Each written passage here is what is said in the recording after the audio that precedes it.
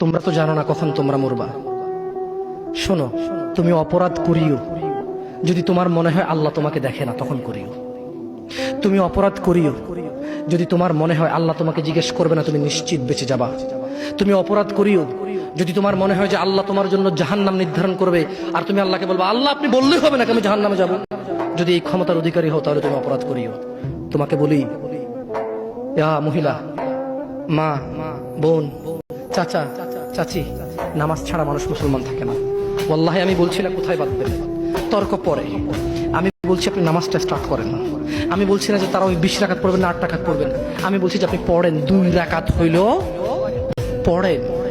আমি বলছি যে আপনি ঈশার নামাজ 15 রাকাত দরকার নেই, আপনি শুধু 4 পড়েন। আমি কি বলছি সুন্নত বাদ দিতে?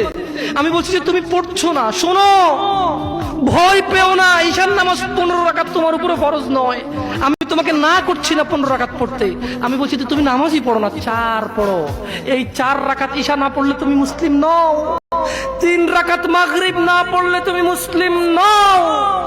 4 রাকাত আসর না পড়লে তুমি মুসলিম নও।